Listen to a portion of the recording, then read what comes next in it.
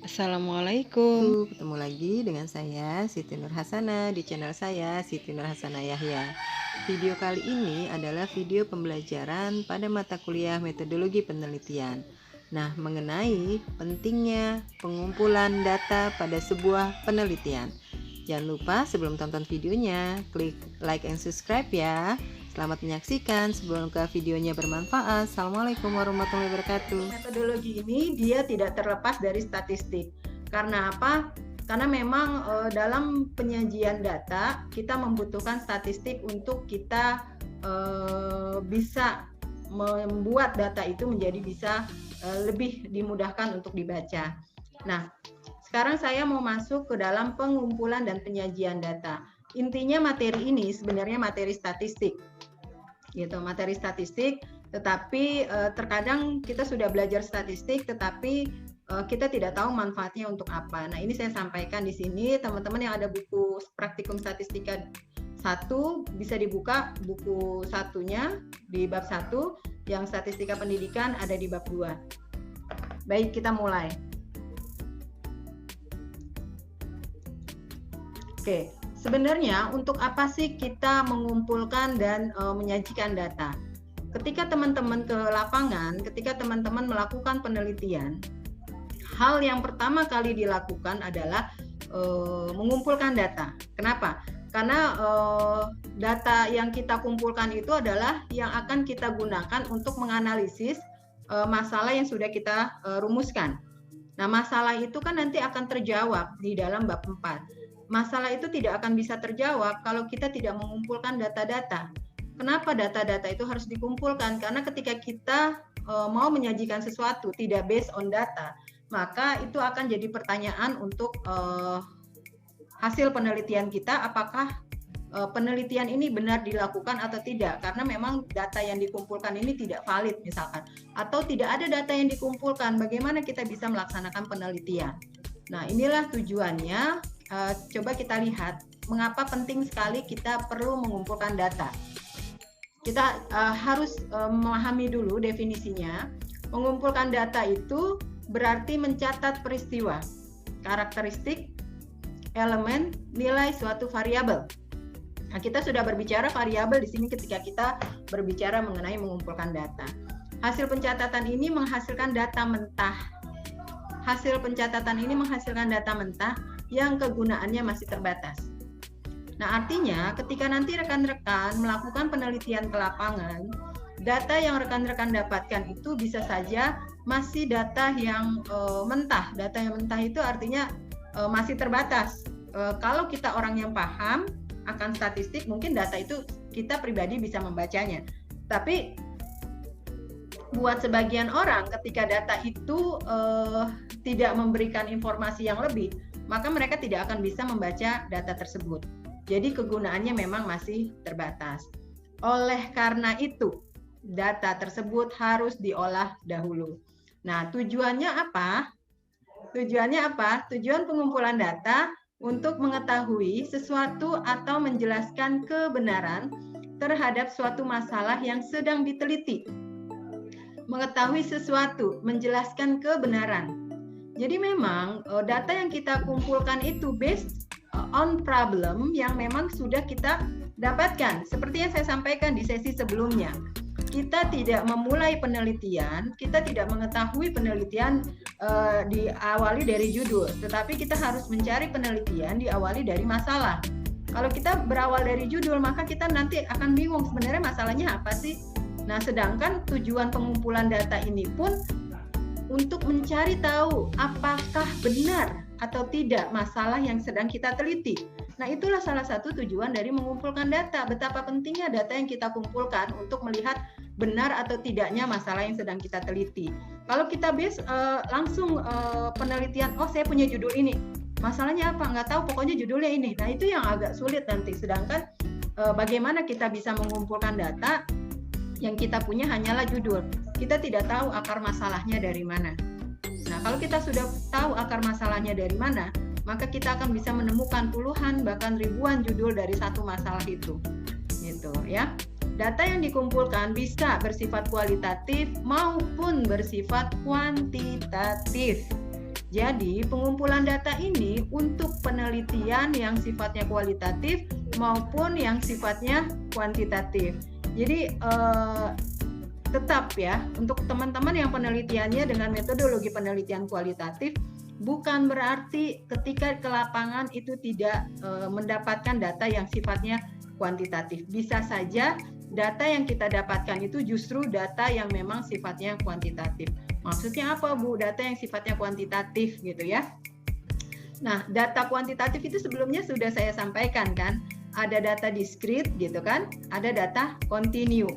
Nah, data diskrit itu data yang didapatkan dari hasil menghitung. Data kontinu itu yang data yang didapatkan dari hasil pengukuran, seperti itu. Nah, sifat namanya juga kuanti. Kuanti itu asal kata dari angka.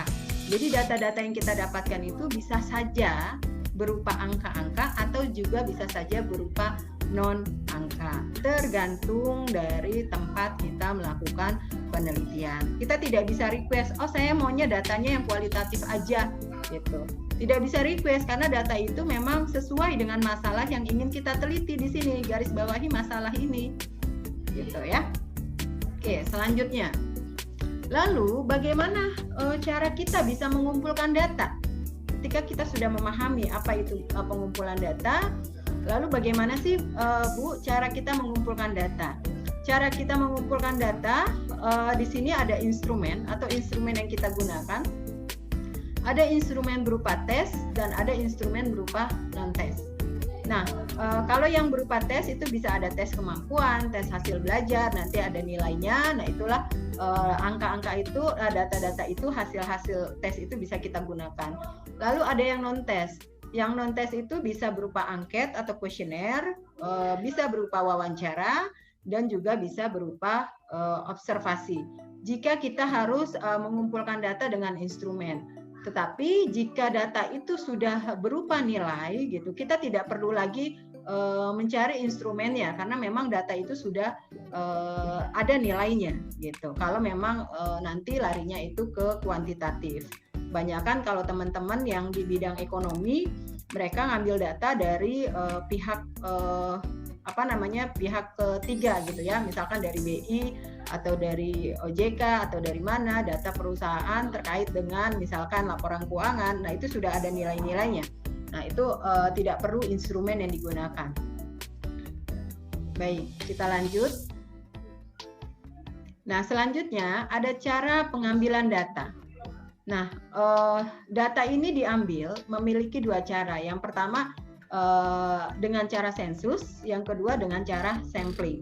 Sensus adalah cara mengumpulkan data apabila seluruh elemen populasi diselidiki satu persatu. Misalkan hasil sensus penduduk tahun 2017.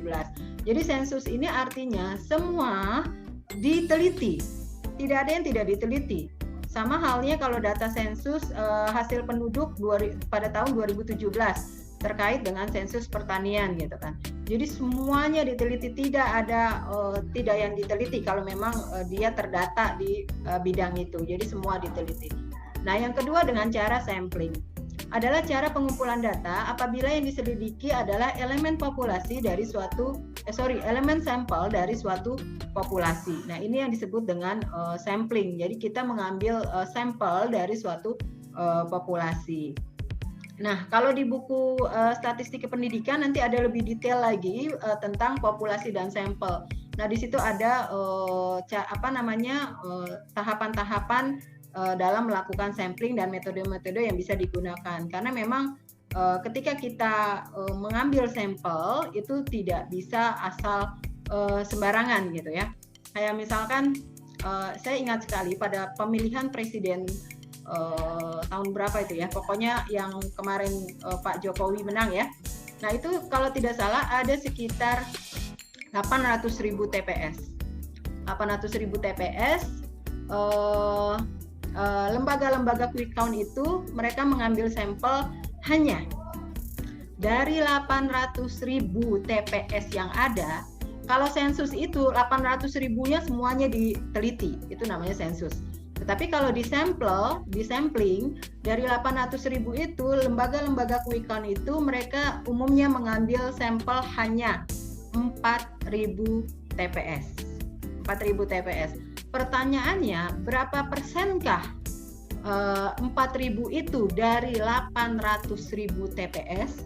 Jawabannya adalah 0,5%. Jadi 1% pun tidak sampai sampel yang diambil oleh lembaga-lembaga quick count yang menyelenggarakan perhitungan cepat pada saat itu. Dan itu disajikan di TV-TV nasional bahwa mereka hanya mengambil 4.000 sampel. Secara metodologi penelitian, hal itu sangat tidak mewakili populasi. Bayangkan, populasinya 800.000, 4.000 hanya diambil, dan berapa persenkah itu? 0,5%.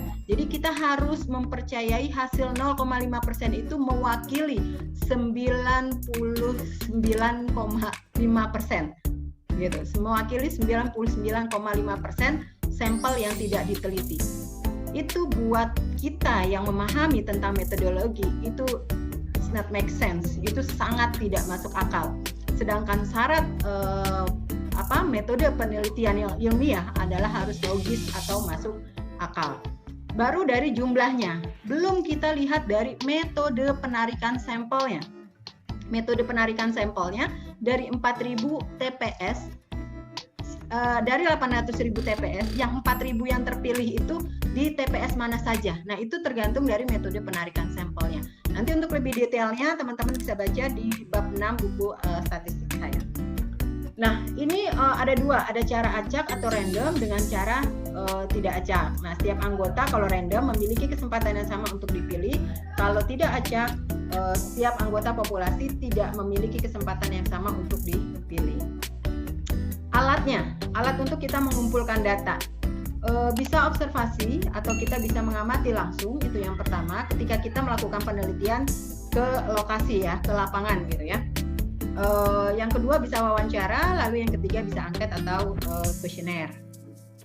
Nah, pertanyaannya adalah setelah data dikumpulkan, maka langkah selanjutnya adalah dengan membuat penyajian data atau disebut juga dengan distribusi frekuensi.